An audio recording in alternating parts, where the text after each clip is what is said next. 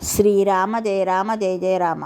శ్రీ చాగంటివారి శ్రీమద్ రామాయణ ప్రవచనము కిష్కింధకాండ సుగ్రీవ సమాగమము 3వ భాగము. రామాయణంలో రహస్యం ఒకటి ఉంది. సీతాపహరణ ఘట్టాన్ని యథాతథంగా తెలుసు ఉన్న వారెవరు ఉన్నారో వారెవరి చేత సీతమ్మను ఎవరు అపహరించినది రామునికి ఈశ్వరుడు చెప్పించలేదు. మొట్టమొదట తెలిసినవాడు జటాయువు.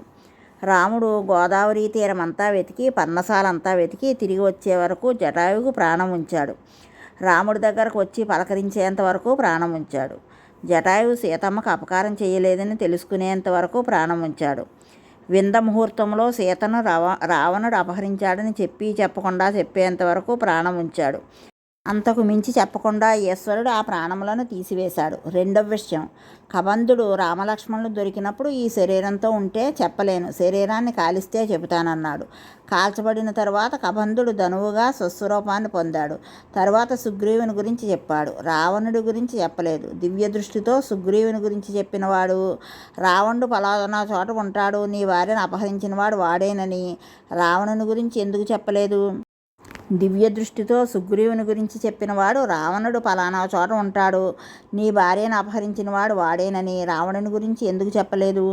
అలా చెప్పనివ్వకుండా చేసినవాడు పరమేశ్వరుడే. ఇక మూడవది, సీతను అపహరించినవాడు రావణుడని సుగ్రీవునికి తెలుసు. సుగ్రీవుని చెప్పకుండా చేసినవాడు పరమేశ్వరుడే. ఎందుచేత పరమేశ్వరుడు చెప్పనివ్వలేదు?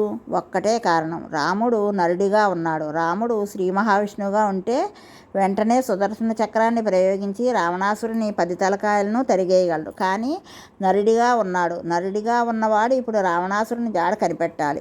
రావణుడు పలానా చోట ఉన్నాడు అని తెలిస్తే రాముడు వెళ్ళిపోతాడు. అక్కడికి వెళ్ళడం అంత సామాన్యం కాదు. బ్రహ్మాండాన్ని అంతటా గాలించడానికి వానర బలం అవసరం ఉంది. అందుచేత వానరములన్నీ సుగ్రీవుని చెప్పు చేతల్లోనికి వస్తే తప్ప అన్వేషణం జరగదు. అప్పుడు కానీ అవి రాముడిని అనుగమించవు. వానరులు వాలి చెప్పు చేతల్లో ఉండగా రాముడు వాలితో స్నేహం చేయవచ్చు కదా. తమ్ముడి భార్యను అపహరించి తెచ్చిన వాలితో రాముడు స్నేహం చెయ్యడు. అందుకని వాలి మరణించాలి, సుగ్రీవుడు రాజు అవ్వాలి. అయిన తర్వాత కాలం కలిసి రావాలి. వానరులు సుగ్రీవుడి చెప్పు చేతలకు అతని మాటలో ఉండి వినాలి. అప్పుడే లంకకు వెళ్ళాలి. అప్పటి వరకు రాముడికి ఈ మాట తెలియకూడదు కనుక ఎప్పుడెప్పుడు ఎవరు చెప్పబోయినా ఈశ్వర ప్రచోదనం ఏమిదో తెలియదు. ఆనాడు కైకమ్మతో పలికించినట్లు రావణుని వృత్తాంతాన్ని అప్పటి వరకు రామునికి చెప్పనివ్వలేదు. ఆ తర్వాత తనకు తార ద్వారా రావణుడు ఎత్తుకుపోయినట్లు తెలిసిందని కిష్కింధకాండ ముందరి కథనంలో సుగ్రీవుడు చెబుతాడు. అందుకని ఆనాడు సుగ్రీవుడు తనకు రావణుని గురించి తెలియదని రామునికి చెప్పాడు. రామా, నువ్వు బెంగ పెట్టుకోకు, తప్పకుండా నేను నీ భార్యను వెతికి తీసుకొస్తాను. ముందు నా కార్యం నువ్వు నిర్వహించు, వాలి సంహారానికి ప్రయత్నం చెయ్యి అన్నాడు. అప్పుడు రాముడు, ఆ వాలి ఎక్కడ ఉంటాడో నాకు చెప్పు, వెంటనే సంహరిస్తాను అన్నాడు. ఇంతకుముందు నేను ఎన్నడూ అసత్యం పలకలేదు, ఇక ముందు కూడా నేను అసత్యం పలకను. వాలిని సంహరిస్తానని నీకు మాటిచ్చాను. అతడు ఎక్కడ ఉన్నాడో నాకు చెప్పవలసింది. వాలిని సంహరించి తప్పకుండా నీకు ఇచ్చిన మాట నిలబెడతాను అన్నాడు. అప్పుడు సుగ్రీవుడు, రామా, నువ్వు ఇంత మాట అన్నావు, నాకు ఇంకేమి కావాలి? నీలాంటి స్నేహితుడు లభిస్తే నాకు స్వర్గలోకం లభిస్తుంది. వానర రాజ్యం దొరకడం గొప్ప విషయమా అన్నాడు. సరి అయిన స్నేహితుడు దొరికితే ఆ స్నేహితుడితో కలిసి ప్రయాణం చేసిన వాడు కూడా ఉత్తమమైన స్థితినే పొందుతాడు. ఇంకా వాలిని గురించి చెబుతూ, మహానుభావ రామ, వాలి నా అన్నగారు నన్ను తన రాజ్యంలోంచి తరిమేస్తే ఇలా ఈ కొండ మీదకు వచ్చి పడి ఏడుస్తున్నాను అన్నాడు. అప్పుడు రాముడు, అసలు ఏం జరిగిందో నాకు చెప్పు, అసలు విషయం నీవు చెబితే తప్ప నాకు తెలియదు కదా. ఎందుకు నువ్వు ఈ కొండ మీద బ్రతకవలసిన అవసరం ఏర్పడిందో నాకు చెప్పవలసింది అని అడిగాడు. అప్పుడు సుగ్రీవుడు, తప్పకుండా చెబుతాను విను అని ముందు సంగ్రహంగా చెప్పాడు. తరువాత రాముడు ఒక మాట అన్నాడు. అసలు నీకు నీ అన్నయ్య అయిన వాలికి ఎందుకు శత్రుత్వం ఏర్పడింది? నువ్వు నాకు ఆ విషయం చెప్పు. చెబితే నేను బలాబలాలను అంచనా వేస్తాను. దానిని బట్టి వెంటనే మనం వెళ్ళవచ్చు. వెళ్ళేవాడికి ఆలోచన ఒకటి ఉండాలి, ఆవేశం ఒక్కటే ఉంటే పనికిరాదు. అందుకని మీ ఇద్దరికి ఎందుకు భయం వచ్చిందో నాకు పూర్ణంగా తెలియచేయి అన్నాడు. అప్పుడు సుగ్రీవుడు చెప్పడం మొదలుపెట్టాడు. ఒకానొకప్పుడు మా తండ్రి అయిన వృక్షరజస్సు ఈ వానర రాజ్యాన్ని అంతటినీ పరిపాలిస్తూ ఉండేవాడు. ఆ వృక్షరజస్సుకు ఇంద్రుని అనుగ్రహం చేత ఔరసపుత్రునిగా వాలి పెద్ద కుమారునిగా జన్మించాడు. సూర్యుని అనుగ్రహం చేత ఔరసపుత్రునిగా సుగ్రీవుడినైన నేను జన్మించాను. పెద్ద కుమారుడైన వాలి తండ్రి ప్రీతిని పొందాడు. నేను కూడా చాలా కాలం వాలిని ప్రీతితో అనుగమించాను. ఒకనాడు తండ్రి నా వృక్షరజస్సు శరీరాన్ని విడిచిపెట్టేశాడు. పెద్ద కుమారుడు కనుక వాలిని సింహాసనం మీద కూర్చోబెట్టి పట్టాభిషేకం చేశారు. నేను చాలా జాగ్రత్తగా వాలిని అనుగమించి ఉంటూ సర్వకాలములందు వాలికి నమస్కారం చేస్తూ చాలా జాగ్రత్తతో భయభక్తులతో వినయ విధేయతలతో తండ్రి పట్ల ఎలా ఉంటానో అన్నగారు కనుక వాలి పట్ల అలా ఉండేవాడిని. ఇలా ఉంటుండగా దుందుభి అనే రాక్షసుడు ఒకడు ఉండేవాడు. వాని అన్న పేరు మయుడు. మయుడికి ఒక కుమారుడున్నాడు. వాని పేరు మాయావి. మాయావికి వాలికి ఒక స్త్రీ సంబంధంగా వైరం వచ్చింది. ఆ వైర కారణంగా ఒకరోజు రాత్రి మాయావి కిష్కిందా ద్వారం దగ్గరకు వచ్చాడు.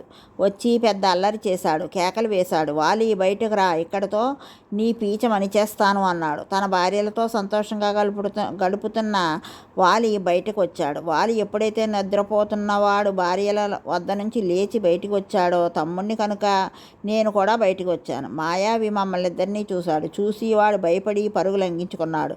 అప్పుడు అక్కడ ఉన్న స్త్రీలు వాడు ఎలాగూ పారిపోతున్నాడు కాబట్టి విడిచిపెట్టేయమన్నారు. శత్రువును విడిచిపెట్టనని వాలి వాని వెంట పరిగెత్తాడు. ఆకాశమునందున్న చంద్రుడు మాకు మార్గాన్ని చూపించాడు. నేను కూడా వాలి వెంట పరిగెత్తి తృణముల చేత ఆచ్ఛాదింపబడిన పెద్ద బిలంలోకి ఆ రాక్షసుడైన మాయావి దూరిపోయాడు. అక్కడికి వెళ్ళి వాలి నిలబడిపోయాడు. నేను కూడా వాలి దగ్గరకు వెళ్ళాను. వాలి నాతో అన్నాడు, సుగ్రీవా, నువ్వు ఈ బిలద్వారం దగ్గర కాపలా ఉండు. నేను దీనిలో ప్రవేశించి దుష్టుడైన ఆ రాక్షసుడిని సంహరించి బయటకు వస్తాను. బిలం దగ్గర నువ్వు నిలబడు. నువ్వు నా తమ్ముడివి, చిన్నవాడివి. నువ్వు మాత్రం నాతో రావద్దు. నా ప్రాణముల మీద ఒట్టు పెట్టి చెబుతున్నాను. నువ్వు ఇక్కడే ఉండు అన్నాడు. అన్నయ్య, నేను తప్పకుండా ఉంటానని నేను మాట ఇచ్చాను. వాలి గుహలోపలికి వెళ్ళాడు. 1 సంవత్సరం పైగా కాలం గడిచిపోయింది. నేను నిలబడినట్టే నిలబడ్డాను. చాలా కాలం ఇలా గడిచిపోయిన తర్వాత లోపల నుంచి రాక్షసుల కేకలు వినపడడం ప్రారంభమయ్యాయి. ద్వారం దగ్గరకు నురుగుతో కూడిన నెత్తురు ప్రవహిస్తూ బయటకు వచ్చింది. ఎక్కడా వాలి మాట కానీ వాలి అలికిడి కానీ వినపడలేదు. బహుశా నా అన్న అయిన వాలిని రాక్షసులు సంహరించి ఉంటారు. అందుకే ఎక్కడా వాలి జాడ కానీ వాళ్ళ మాట కానీ వినపడడం లేదు. అందుచేత ఈ రాక్షసులు బయటకు వస్తే ప్రమాదమని నేను ఒక పెద్ద శిలను తీసుకొచ్చి బిలానికి అడ్డు పెట్టేశాను. వాలి మరణించాడు అనుకుని వాలికి తర్పణములు విడిచిపెట్టి రాజ్యానికి వచ్చి యథాశాస్త్రంగా వాలి నాకు అన్నగారు కనుక వాలికి చేయవలసిన కార్యక్రమములన్నీ నెరవేర్చాను. వాలి మరణించాడని మంత్రులు కనిపెట్టారు. నన్ను గుచ్చి ప్రశ్నించి నేను ఎవరికంటా పడకుండా ఎవరికీ తెలియకుండా నిర్వహించిన మంత్రులు కనిపెట్టి రాజు లేకుండా రాజ్యం ఉండకూడదని నన్ను బలవంతంగా సింహాసనం మీద కూర్చోబెట్టి పట్టాభిషేకం చేశారు. నేను చాలా ధర్మబద్ధంగా వానర రాజ్యాన్ని పరిపాలిస్తూ కాలం గడుపుతున్నాను. ఒకనాడు అకస్మాత్తుగా మా అన్న వాలి తిరిగి వచ్చాడు. అప్పుడు ఒక విచిత్రమైన స్థితి ఏర్పడింది. హో, నువ్వు రాజ్యాభిషేకం పొందావా అని ఎర్రనైన కన్నులతో నా వంక చూశాడు. వెంటనే నా మంత్రులను నా స్నేహితులను బంధించి కారాగారంలో పారేశాడు. నేను ఆ సమయంలో నాకున్న బలం చేత నేను ప్రభువుగా ఉన్న కారణం చేత వాలిని బంధించి కారాగారంలో పెట్టగలను. కానీ నేను నిగ్రహించలేదు. ఆయన నాకన్నా ముందు పుట్టినవాడు, నాకు అన్నగారు. నేను ఆయనను గౌరవించాలి. అందుచేత నేను ఆయనను నిగ్రహించకూడదని నేను వాలి జోలికి వెళ్ళలేదు. అన్నగారి దగ్గరకు వెళ్ళి 2 చేతులు జోడించి శిరస్సు వంచి నమస్కరించి ఒక ప్రార్థన చేశాను. అన్నయ్య, నువ్వు లేక నేను అనాథనయ్యాను. నీ రాకతో నేను ఈవేళ నాదుడున్నవాడనయ్యాను. నా అదృష్టం కొద్దీ నువ్వు తిరిగి వచ్చావు. నాకు ఎంతో సంతోషంగా ఉంది. అన్నయ్య, 100 తీగలు ఉన్న ఈ తెల్లటి చిత్రాన్ని నీ శిరస్సుకు పడతాను. నీకు చామరం వేస్తాను. నువ్వు మళ్ళీ సింహాసనం మీద కూర్చుని పూర్వం ఎలా పరిపాలించావో అలా పరిపాలించు. అన్నయ్య, నేనెప్పుడూ పట్టాభిషేకం చేసుకుందామని అనుకోలేదు. మంత్రులు పౌరులు బలవంతంగా నాకు పట్టాభిషేకం చేస్తే నేను పట్టాభిషేకం చేసుకోవాల్సి వచ్చింది. నేను శిరస్సు వంచి అంజలి ఘటించి నీకు నమస్కరిస్తున్నాను. ఎప్పటికీ నువ్వే వానర రాజ్యమునకు రాజువి. అందుచేత నువ్వు మళ్ళీ రాజ్యాన్ని స్వీకరించు అని చెప్పాడు. అప్పుడు వాలి నన్ను చీ అన్నాడు. అని పరమదుష్టుడా, నేను లేని సమయం చూసి నువ్వు పట్టాభిషేకం చేసుకున్నావు. నువ్వు పరమ దుర్మార్గుడివి అన్నాడు. మరునాడు ఇతర వానరములను మంత్రులను పిలిచి పెద్ద సభ ఇచ్చాడు. నేను వెళ్ళి నమస్కరిస్తూ అన్న పక్కన నిలబడ్డాను. నా వంక చూసి ఒక మాట అన్నాడు. నేను దురాత్ముడైన మాయావిని చంపడం కోసమని ఒక రాత్రి పరిగెత్తుకుంటూ వెళ్ళాను. మహాపాపి దుర్మార్గుడైన నా తమ్ముడు నన్ను అనుగమించి వచ్చాడు. నేను రాక్షసులను చంపి వెనక్కి వస్తాను.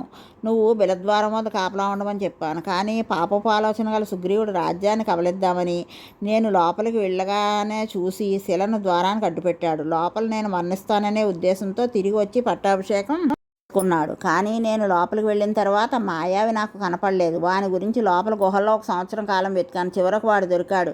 వాడు తన బంధువులతో స్నేహితులతో ఉన్నాడు. నేను వాళ్ళందరినీ సంహరించాను. ఆ గుహ అంతా నెత్తుడితో నిండిపోయింది. నిండిపోయిన గుహలోంచి బయటపడదామని నేను ప్రయత్నపూర్వకంగా ప్రయత్నించాను. కానీ వీడు శిలను అడ్డుగా పెట్టి పారిపోయాడు. నేను ఆ శిల ద్వారాన్ని ఎలా తీయాలో తెలియక కాళ్లతో చేతులతో ప్రయత్నపూర్వకంగా ఎంతో కష్టపడి దాన్ని తన్నవలసి వచ్చింది. ఎట్టకేలకు ఆ శిల పడిపోయింది. పడిపోయిన తర్వాత నేను ఇక్కడికి వచ్చాను. వచ్చేటప్పటికి వీడు రాజ్యాన్ని పరిపాలిస్తూ సింహాసనం మీద కూర్చుని ఉన్నాడు. వీడు పాపాత్ముడు. కావాలనే వీడు నన్ను గుహలో పెట్టి రాజ్యం తీసుకున్నాడు. వీడిని ఎట్టి పరిస్థితులలోనూ ఆదరించకూడదు. వీడు పరమ పాపాత్ముడు. రాజ్యం కోసమని అన్నగారిని హత్య చేయడానికి ప్రయత్నం చేసినవాడు. బట్టలతో 2వ బట్ట కూడా నన్ను తీసుకొనివ్వకుండా ఉన్న బట్టతో ఉన్నట్టుగా నన్ను రాజ్యం నుండి బయటికి తరిమేశాడు. తరిమేస్తే నేను భయపడుతూ బయటకు పారిపోయి వచ్చాను. వచ్చిన తరువాత నన్ను అలా వదిలిపెట్టకుండా చంపుతానని ఈ భూమండలమంతా తరిమాడు. ఈ భూమండలాన్నంతా మహాసముద్రాలతో సహా పరిగెత్తాను. వెంట తరుముతూనే ఉన్నాడు. చివరకు ఈ కొండ మీదకు వాలి రాలేడు. ఎందుకు రాలేడో కూడా నీకు చెబుతాను. ఇతర కారణం ఉంది. అందుచేత ఈ కొండ మీద ఉంటున్నాను. నాకు అత్యంత ప్రియమైన నా భార్య రమణి. నేను బ్రతికి ఉండగా వాలి తన భార్యగా అనిపిస్తున్నాడు. నన్ను చెయ్యని పాపానికి కట్టుబట్టలతో బయటకు తోసేశాడు. నేను ఎంత చెప్పినా వినలేదు, నమ్మలేదు. పైగా నా భార్యను తన భార్యగా చేసుకున్నాడు. ఇంత కష్టంలో ఉన్నాను రామా అని సుగ్రీవుడు వలవలా కళ్ళమ్మట నీరు కార్చాడు. రాముడు ఈ మాటలు విన్నాడు. విని గ్రద్దలు ఈకలు కట్టిన వంపులు లేని బంగారు పొన్నులు కలిగిన బంగారు బాణములు నా అమ్ముల పొదిలో ఉన్నాయి. దుర్వృత్తుడై నడవడి తెలియని పాపాత్ముడైన వాలి ఎంతకాలము నా కంటికి కనబడడం అంతకాలమే బ్రతికుంటాడు. కనబడగానే మరణిస్తాడు. అందుకని నువ్వు బెంగ పెట్టుకోకు. ఇప్పుడే సంహరిస్తాను. వాలి ఎక్కడ ఉంటాడో నాకు చూపించవలసింది అన్నాడు. ఇక్కడే కథ ఒక చిన్న మలుపు తిరిగింది. ఇక్కడ వాలిని చంపుతానని రామచంద్రమూర్తి ప్రతిజ్ఞ చేశాడు.